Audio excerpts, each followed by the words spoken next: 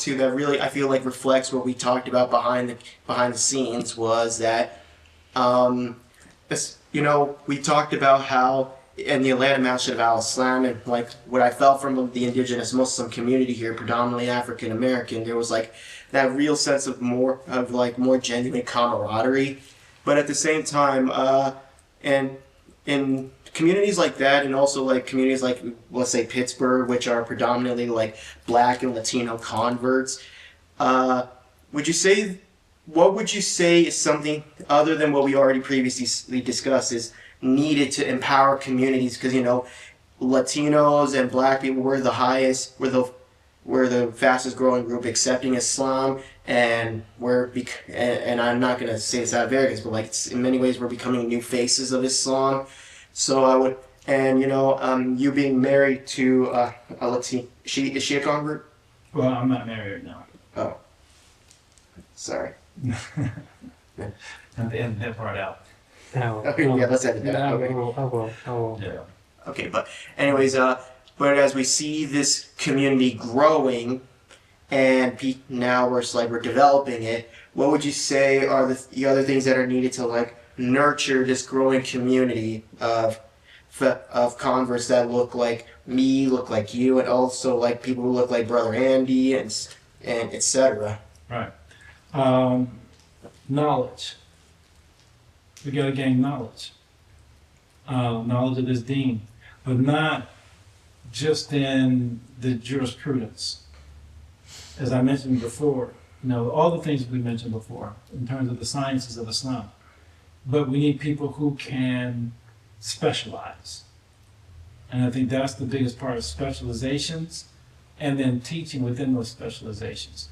Because what really needs to happen, and let me say this, there should be a stronger emphasis on studying within the tradition as opposed to a university getting a PhD. Because I think sometimes PhDs have a false sense of entitlement. Because I have a PhD, I know this, and that's just my personal experience. And no offense to all those. My mother got a PhD. She worked very hard to get it. I've seen what a lot of people have had to put into getting their doctorate.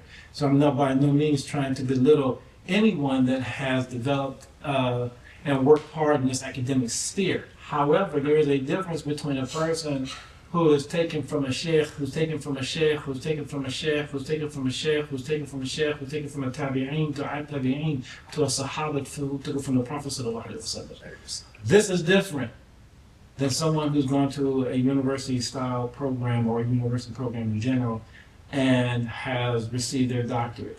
You may be very proficient in that particular area, but that'll make you a specialist in everything. You know what I'm saying? And I think that, because the Western world seems to have a lot of respect and prestige, and they place the PhD at a very high level, that person with a PhD to me is not the same as a brother who has studied under the shuyukh of a strong tradition and has specialized in those subjects. They're just not the same. And one is obviously absolutely more authoritative than the other, and that'd be the one to the tradition. So my thing is that though, I'm going to say this, getting that PhD is also important. Because of what I said earlier, because this country seems to respect people with doctors behind their names. Why is that important? Because when you've got a person who got to speak in the tradition, then got a doctorate, that person, when the news calls, they're going to get somebody who's a little stronger in their understanding, and not only of the deen, but of the culture of the people of America. So when they're representing us, I think we're getting a fairer perspective of Islam in this country, one. Two, you're hearing from someone who actually understands the culture. So I'll give you an example. I was at a lecture where it was a lecture about Islam for Christians, right? And they had this professor, doctor, right, from a university, teaching at a university, teaching comparative religions. And there was a young white guy, Christian dude, who got up and asked a very simple, very innocent, but very sincere question. He asked, in Islam, how are you saved? how do you become saved in Islam? And I knew exactly what he was asking. I knew exactly where he was coming from, but our Pakistani doctor up there didn't. And in fact, when he started talking to this young man, it got aggressive. He started attacking. And I was thinking to myself, is he acting like that because he doesn't really understand what the question is? Or is he doing that because I guess he has some personal feelings or some personal dealings? I don't know what it was about. But eventually, and I wasn't in study. I hadn't even thought about going across seas to study. I just happened to be there because someone else told me about it. And I said, I rose my hand, I stood up, and I said, excuse me, I said, I want to address the question to the brother. You know, and I helped him understand how we view this idea of being saved in Islam, right? From a perspective that he can understand, because I understood where he was coming from. I spent all these years in the church, so I knew exactly what he was talking about. This man didn't, because he has no context. You got all this academic stuff, but you don't really have any real life context to what's happening with the people. So my thing was that, okay, and so I mean, that's kind of what I'm trying to say, is that, you know, we come from this life. And that's also why we also have a responsibility in the dawah. Right? We have a responsibility in the dawah because we know what these streets and these lives and these communities are like. Right? And so therefore we have a responsibility to those communities. And our responsibility becomes that we have to learn this deen. We can't treat this like, you know, a nominal Christian treats Christianity. We have nominal Muslims. We're no longer in an age where we can be nominal. We're no longer in a state where we can just be average. Our communities have to learn, we have to start building that exposure. So all the brothers and sisters who've gone across seas, eventually they got to start coming back home and not just teaching from one point of view, but start taking those things that they see are missing. So like I said earlier, those specializations. These people are out there, let's start getting some specializations so you can bring them home so that you can start bringing that to the communities and allowing us to develop our own Islamic culture. So I'm going to end it with that, to your question. We need to develop our own Islamic culture, even to the clothes. Yeah, and I feel like there are some tiny steps because, like, one of the things I do is that I'm a brand ambassador for this brand called, oh man, why is that? Alma. Oh, what? Alma. Yeah, we gotta edit that. But it's Alma Apparel. Alma Apparel. And what I liked about it is because their goal is to develop Islamic clothing, but inspired by the Latin culture, and they've released their first collection called the Herga Thobes, and also the Herga abayas. But it's like, these are designs where it's like, it looks just like a traditional Mexican dress for a woman. I'm talking about really traditional, like the kind of stuff you would see at a Dia de los Muertos, and but also modified modestly and to examine Islamic values. And the same thing with the herga thobe. Looks like a herga hoodie, just that it's now at the length of a thobe, but it's still honor. And I tried it myself in, like, growing up in the culture. Like, I could tell when someone's just like trying to make a cheap copy of it, and when someone's really shown dedication to the actual design and the craft of developing this product, especially in regards to our tradition. And it's like, with the herga thobe, they did a really good job, and I felt like this was like real, authentic Mexican Muslim clothing. That's good. That's like Mexican, where it's like, this is still my culture, but it's now just been tweaked a little to reflect the fact that I am guided by my Islamic values. There it is. And I think that's cool. I hope they bring back the poncho. You know what I mean? I like a good poncho.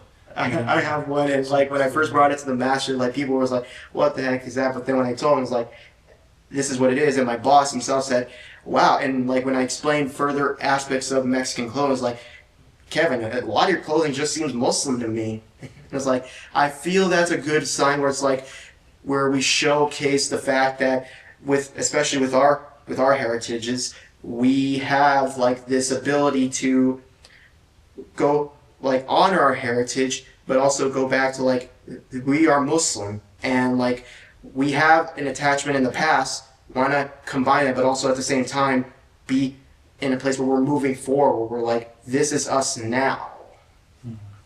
Well, inshallah, you know what I mean? And I hope that, you know, as that moves forward, you know, the Puerto Rican community can do the same, the Dominican community can do the same, the Cuban community can do the same, the Colombian community can do the same, you know, and Costa Ricans and El Salvadorians and Nicaraguans and so on and so on and so on. And our Inshallah, brothers and sisters we're in beginning Brazil. those small steps forward. Right. It's going to take a long time, but I mean, inshallah, and even the Black American Muslims, you know, I hope definitely we do the same, you know. But those are the kind of things I see are necessary. But the biggest thing is that we need to be able to articulate our deen in a way that is understandable, is digestible, and is real. It's not uncut, you know what I mean, or it's uncut, and it's very genuine and sincere, and it comes from a place of just, you know, this is what we're living. What I'm talking is what I'm living, and I pray that that's what we as a community can arrive to. You know, it'd be great to see some of the ODI coming from these communities, and it'd be great to see many scholars who are writing their own books. And that's another thing about the tradition that I think everybody is failing in, and that is writing our own books that reflect the things that are going on in our time, in today's moments. And I've heard some things, and alhamdulillah, may Allah increase those brothers and sisters that are writing things that are doing exactly what I said. But that is the tradition. And remember now when he writes his Minhaj al-President's introduction that I took, you remember Fari's book, which is volumes, he said I needed to condense it to make it easier for students to memorize. And he went through and took out all the hadith that he felt was problematic and found stronger hadith to support the positions. And he also knows there were things that were going on in his day that needed to be addressed that didn't exist before this. And so therefore, he made sure those things were included. That's the tradition. same thing with Sheikh Uthman Danfodio. Like, especially that's one of the reasons why his books were so small, because it was to reflect the current state that the Ummah was at the time. Exactly. And make it in a way that was digestible, so that way, that which was most important, what could be seeped into very early on, and was done in a way that was at their level, so that when they moved to further higher levels, they never forgot the roots. You know, strong. You know, it's like that saying in Karate Kid: "The root is strong, so the tree will survive." That's it, and that's the whole point. And we've got to make sure that our roots are strong in knowledge. That we're people of knowledge, not just people of halak, right? Of desire, of just wants and ego and these things. We can't be those people. We have to be people of knowledge. We have to move upon that, inshallah. Yeah, and once we were able to come back, you know, inshallah, then begin that phase of like building families and stuff. Because like I see the shiyukh, who like studied abroad and now come back, they don't start that whole like marriage and family phase of their life until after they come back. Like in some cases, and some people have gone and studied with their wives. I mean, even you know, my wife came with me from Damascus to Yemen, and we both took off in Yemen. And she's now, you know, doing some great things, teaching in Gambia. She teaches classes here in Atlanta to sisters, and so she's doing some wonderful things. You know what I mean? So there are women and are couples who, you know, they may come back, whether they stay together or they don't, it's something different. But the thing is, there are couples that have gone and have studied. You know, the thing is, if you're studying together, I said earlier, if you have a chance to go and not be married, I think that's best. But if you're going to go, hopefully your spouse is going to study it as well. It's very difficult to take a woman to another country, no friends, no family, and then you're leaving her at home where you go off to study and making new friends and having new connections and networks and things like that. She's just stuck in the house by herself or just with the children. She needs a network. She needs some communication. She needs connections. And so if she's not going to study, you got to make sure she's getting some women's groups and some other homes of other sisters that are studying, because otherwise your life is going to be rough. Yeah, so I think that's why like couples like Ustad Us and Ustad Sophia, and like, or Ustad Ryan and Ustad Alex, because like they were both united. One thing that they had in common was that they both had a desire to find their own pathway as students of knowledge. Mm-hmm. You know, with Ryan being in Arabic grammar, Ustad Alex being in Tajweed, and Ustad Asad being in in his specialty, that's what he said. Specialty is Aqidah, whereas Sophia, she focuses more on Tazkiyah, specifically Tazkiyah development for women, sisters in the Deen, because we know that's something that's very needed now for our sisters.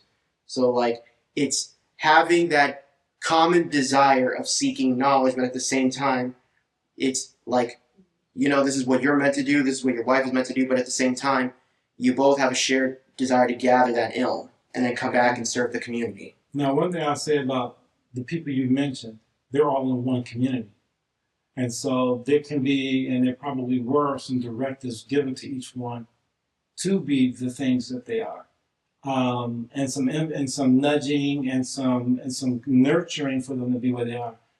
So you have to. So that again goes back to the community has to look at their needs and what they want and what they want to see and what they want to produce. But it also comes from the point of view of being exposed to even what's even out there in the first place, so that those communities can have people go and study to come back to be able to have those specific areas of study and be able to help the people. Yeah, and I've gone through that too. Like when I started the Weekend Foundation, because before I started my part-time 2-year program here in Medina, like Arabic and Islamic Studies, I did the Weekend Foundational. And Ustad Asad, from seeing my personality and also the subjects we studied, he once took me aside and said, Kevin, I feel like if you really wanted to do it, I feel like you would be someone who could really be a specialist in usul fiqh. He said that my mind was meant for it. And then recently, after completing an episode with Ustad Alex, and now because she's taught me, I've learned tajweed under her and I've learned other things under her. She said, and then when I told her the story of what Ustad Asad said, and then when she reflected on it, she said, yeah, Kevin, I feel like that now having taught you and now seeing how you are, I feel like Ustad Asad was right on point with that. Like, if you really want it, this is what I feel like you should be specializing in. And again, their sheikh is also nurturing that same type of attitude. Other communities don't do that. And that's what has to happen. You see what I'm saying? You got to be able to recognize talent. But see, what you just said, you were in a class and your teacher recognized something of you within you to tell you to go. And not only that, everybody, and even Imam Asad, who told you that initially, he has been exposed to these things, these other sciences, to even be able to tell you what you feel you should go into. Whereas you have other people who don't even know what a school is. You see what I'm saying? Some people don't even know what maqasid the Sharia is. You see what I'm saying? So the thing is like, again, you don't know what you're going to know. So for most communities, it's, hey, let's go memorize Quran, or hey, why don't you go study Sharia, and that's about it. You know what I mean? So now it's like we got to broaden the brush. You know what I mean? Broaden the spectrum of how we're looking at things. Just going through Wadaka of Juwayni and now going through a shot, that's what I've gone through so far. But it was like, the more I got into it, I was like, it just like, my mind immediately just like, I feel at home studying this in particular. I'm not saying I don't dismiss the value of the other sciences. I'm just saying like, this is my element. This is my element. And then that's the point. I mean, we're not saying anything different. You found that you've been directed to something. So what we're really talking about is not you specifically or what you are saying or not saying. What we're saying is that in order for a community to even tell you and direct you to where you are and be right about it to the point where you're like you feel you are in, there was a higher level of exposure. And there was also a person behind that directs them to saying to having this type of mentality. They didn't just have it, it was nurtured. And the community leader here, Sheikh Muhammad. So, and this is the idea, and this is the perspective of Sheikh Muhammad. And I'm saying that because he's talked to me about it. You know what I mean? About things going on in different communities. So the thing is that when you have that openness and you have that ability to know what's out there and to understand what's necessary and needed, you can do exactly that. It becomes a little easier. So that's one of the biggest challenges I see within the, as we say, black and brown communities within Islam here. And when I say black, meaning black American, brown meaning Latinos, here in the United States. And we're trying to get our basics, but like, how can we even have our basics if we don't have the people who can specialize on giving us the basics in those areas? Right. And so that's what we need to do. So there it is. So, alhamdulillah. And awesome, man. I guess the last question we have before we close is, and you've mentioned this a bit already, but like, could you explain more on like what you describe? You described your role in the Ummah as like the spiritual nomad, and we went over that a little bit. But like, and feel like that's your area of helping. But like, what else would you say encapsulates that the meaning behind that? Being the spiritual nomad who's like the one who gives khidmah to all communities. Okay. There's a old show, TV series. It's called Kung Fu, Oh yeah, right? yeah. And so the main character's name was Kane, and Kane was half Chinese, half white. He never knew his white father. His mother kind of gave him away because he was a mixed baby, and it was frowned upon in China. You know what I mean? In the Asian community, being mixed ain't the best thing necessarily from a cultural standpoint. So, let's just say it has its challenges in those particular countries. And so he had to, he became a Buddhist monk. The Shaolin Temple took him in. And obviously, he was a Shaolin monk. He started learning Kung Fu. He started doing all these things. Well, he accidentally killed the emperor's son. He killed the prince. So they had to get him out of China. They won't give him up. So look, you got to get on a boat, go back to America, and go find your father. That's your journey. This is during the time of the, what they call the Wild Wild West, right? Gold Rush period, all this, right? Wyatt Earp, Billy the Kid, Geronimo, Sitting Bull, the whole nine, right? So he goes to America, and what he does is he's walking. He has an idea of where to go, right? He just doesn't know where it is. So he's just walking the country. And as he goes from city to city, town to town, he finds himself helping people. Being a khidmah, doing different things for different people. Whatever need they had, he fulfilled it to the best of his ability. Had to do a lot of kung fuing. Nice. The film, different things were happening. You know what I mean? So, so that's how it was. So I used to always say, if I didn't have kids, I'd be like Kane from Kung Fu. Nice. Right? So my kids are for the most part kind of grown. And I just kind of, but even when they weren't, you know what I mean? I still used to just kind of go around just doing different things. So my thing has always been, wherever I'm needed, I go. I very rarely tell anybody no. Right? If I can't do it, it's only because of work. If it wasn't for work, for the most part, I'm just anyway. So they ask me to teach something, okay, I teach. You ask me to come give a lecture, okay, I come do a lecture. You ask me to come do a program, I'm there to do the program. If you ask me to do one time I went with Islamic Relief in England. We did 12-day tour. And I went with one of the brothers. He was I forget his name, Muhammad. I forget Muhammad's last name. Palestinian brother, was very famous on YouTube. And we went around doing lectures and him giving talks and stuff, and that was really an experience. And started going around different brothers. You know what I mean? And someone asked me then, what is your role? I said, my role in this tour is to support Muhammad. You know what I mean? Even though I'm giving these lectures and whatnot, and this guy's like 10 years younger than me, 20 years younger than me, it didn't matter. My role was to support him because I understood he was the main guy. He was who everyone was coming to see. No one coming to see you, Otis. You know what I mean? They're not coming to see me. They're coming to see him. So my job is to support him and make sure that whatever I give is going to help build up him. You know what I mean? He's the main show. If we were looking at this from a musical standpoint, I'm one of the opening bands. And all opening band is doing is warming up for the main attraction. You know what I mean? You're just warming up the people, getting the people yeah. So that when the main group comes out, everybody's already set. We're already on high energy, and we're taking it to the next level.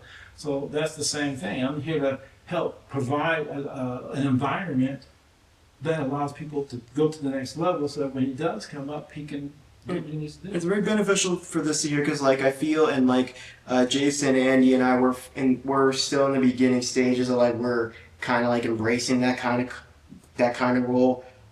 I've been invited, I keep getting invited to do talks specifically about not just the convert experience, but also the Latin Muslim experience, but also people say I need to start being a leader, but it's okay, but like right now, I feel like the best kind of leader, because like I take this from Ustad Asad, the best kind of leader is the one who serves. Like the true leader is not one who governs, not one who subject or leads or like commands. The truest leader is the one who serves. And like if I'm gonna be a leader, that's the kind of leader I want to be. Is where I'm in the service of the deen, not I wouldn't say like in a way say service of the human in service of people, but it's like no. Ultimately, No. I'm in service of Allah Subhanahu wa Taala It's all the same. and the Sunnah of Rasulullah Sallallahu Alaihi It's the Wasallam. same. Don't even try to make those distinctions. You're in service to the people. How else are you going to serve Allah except through the people? Mm. You know what I'm saying? So you are in the service of the people. But it doesn't mean we're not looking at it from we're not going to compartmentalize service like that. No. It all goes back to Allah, but you got to do for the people in order to get to Allah. Right? Okay. So just look at it that way. You know what I mean? They say the person, you can't be saying you're thankful to Allah without being thankful to the people. Mm. Right? So you got to thank the people in order to be thanking Allah, because it's synonymous is the point. So the service you're into to the people is the service to the deen, which ultimately is the service to the Prophet, to Allah subhanahu wa ta'ala, and following the way of the Prophet sallallahu alaihi wasallam. So, khidmah, he was a man of khidmah, you know what I'm saying? So his service was helping us to learn this way of life and be the example that we needed in order to get to Allah subhanahu wa ta'ala. So don't kind of like take that, and try to like, No, it's here. It's all one bundle. You know what I mean? And so when you make the intention to be in service to the people, that intention has turned your service into an act of ibadah. And ibadah is not to the people, the ibadah is to Allah. So it's all the same. You see what I'm saying? Alhamdulillah. So you do what you do, and and you're right. Leadership is here to serve. That's the company I used to work at. That was one of their mantras that nobody ever really truly experienced, except for maybe one or two managers. But the reality is that anybody tell you true leadership? It shows. How do you know a great leader? Because the people around them are great, right? They say that about like quarterbacks. You're a great quarterback because you make everybody around you great. That's the mark of a great quarterback. It's the mark of a great manager. It's the mark of a great leader in general. If the people around you are getting better, that means you're leader. Look at the Prophet sallallahu alaihi wasallam. Did he not make everybody around them better? Absolutely. You see what I'm saying? Mm-hmm. He made everyone that came to him better. So our goal is to be that kind of person where everybody around us becomes better no matter what we're doing. No matter what you're doing. I remember playing basketball one time, and we had a coach. We was an intramural team when I was in college. And this one guy was our coach, and we played leading the team. The thing is, he was terrible leader because he was always cursing at everybody, blaming everybody, hollering and screaming at people. I mean, and most of the guys on the team weren't basketball players. You know what I mean? So they just had to try and have fun. But he took the fun out of it. I remember one day he didn't show up to the game, so I jumped in. And I went to this guy, man, you're great doing this, and you can really do this down low, and look, man, you're powerful when you're down low, and you can do this, just keep you focused and do this, and then go to this next guy. Look, man, you can do this, and you can do that, and you can do this. I'm telling you, trust me, you know what I mean? Just gotta be open, gotta be ready. And I talked to the whole team like this individually, and when we got into the game, man, we were killing it. And then you know what happened? The leader showed up. He came late. We were doing great. And then when he got on the floor, he wants to run basketball down the court, and everybody else is kind of, they say, come on, man, what you guys aren't running, just doing this. I'm like, bro, we were doing great before you got here. It's because ruined it. you found a way to bring the best out of the team, and like that was what Rasulullah Sallallahu Alaihi Wasallam did. He saw what was the capabilities, not just the capabilities, but the potential of his Sahaba, and brought out the best in them, and then put them in place. And as a result, they were able to perform their roles to the best of it. And to that, what created the great community that we try to emulate. So let's go back, take that back to Sheikh Muhammad. Like his grandfather, Sallallahu Alaihi Wasallam, he sees the people in his community, he sees the people that are around him, he sees where they're best suited, and he sees what they're good at, and he encourages them to develop the most out of that and get the most out of that one particular subject. And as they're moving on, they're growing. Like they saw you to say to you that school is your thing, and now guess what? You're right where you belong. And so that is what he's doing. He sees what he has in front of him, and he sees exactly what their potentials are, and he works towards those potentials and tries to get the best out of them so that they become the best and happy and become more functional. Because like you said, you feel like you're at home in what you're doing because that's where you should be and that's where your mind is working. So because of that, you're going to do better. You're going to produce better. Why? Because it's where you want to be. You're in your element. You're in your element. And so there it is. And so now you're growing. So that's leadership. That's leadership. He knows what's needed. See, he doesn't need exposure because he's had it already. He is the exposure. You see what I'm saying? And so now he has been able to look at his community and say, this is what is necessary.